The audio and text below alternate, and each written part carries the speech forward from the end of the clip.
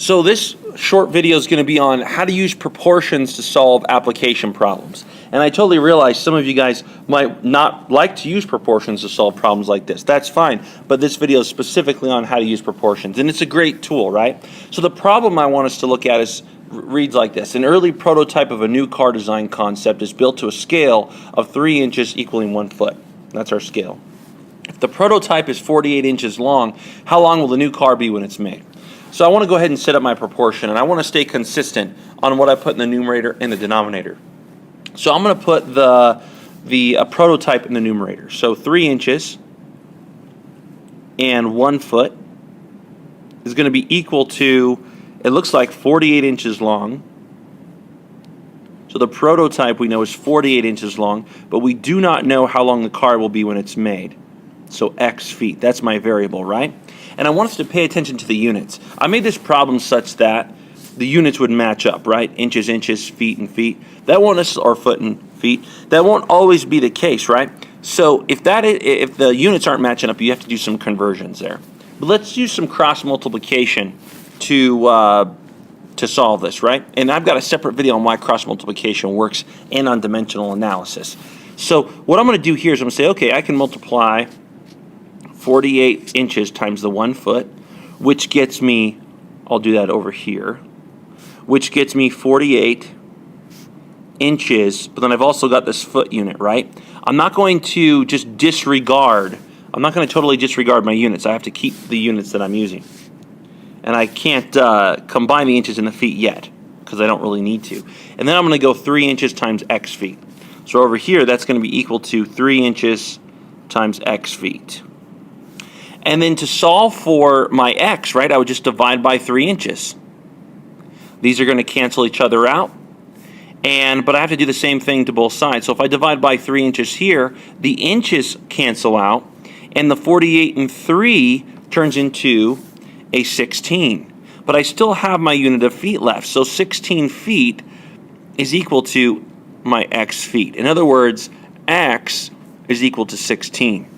Now, I just included the units so that you could see how that works, but in reality, what someone would probably do is they would go, okay, that's 48 times 1, which is 48, equals 3x, divide both sides by 3, so I know that x must equal 16. Sometimes including the units can be helpful because then you make sure you haven't made any unit mistakes.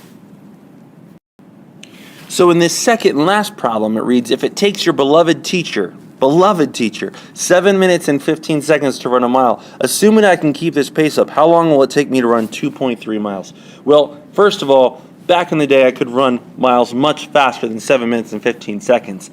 But if I was going to run 2.3, my time would go way down. And in fact, I don't even know if I could have done this for 2.3 miles. I was never much of a runner, but I tried, right? And that's what counts. So in real life, your pace is not going to stay the same, right? The more you run, you're probably going to end up slowing down, and then you might speed up at the end depending on what kind of runner you are. But for this problem, let's assume I can maintain a constant rate for at least 2.3 miles. So if it takes me 7 minutes and 15 seconds to run 1 mile, because that's what it says in the beginning, that's kind of like our scale, right? We were given that in the words part of the problem. That's going to be equal to 2.3 miles over x time, right?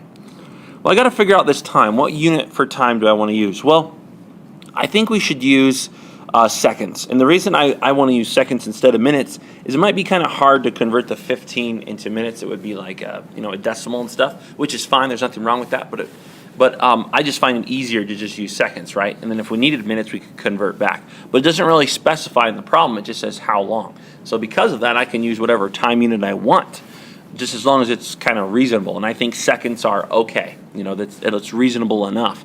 So 7 times 60 is 420. So 420 plus 15. So this should convert to about 435 seconds over 1 mile is equivalent to x seconds over 2.3 miles. And when we cross multiply, what's cool is the x times 1 is just x, right? And then the 2.3 times 435, that's going to go right here, and whatever that is, that's the answer. So I have to figure out what is 2.3 times 435, and to do that, I will do the math real quick. but I need more room, right? So 2.3 times 435. I get 15, 9, 10, 13, 10, 7, and 8. So 5, 0, 10. Huh. That number looks way too big. Oh, yeah, I do this sometimes. Make sure you don't do this too. Or if you do, try to catch it. There's a decimal point. This isn't 23 times 435. It's 2.3. So I know it's going to be just over 1,000, which is a reasonable answer because my multiplication problem was 2 3/10 of 435. So I know it's going to be, close to 1,000 because 2 435s is just under 900, and then I have 0.3 still to go. So this means it's going to take me about, let me erase, or I can't erase that squiggly line. It's going to take me, let's see here, 1,5 seconds at that rate to run 2.3 miles. Okay, I hope this was helpful. Good luck.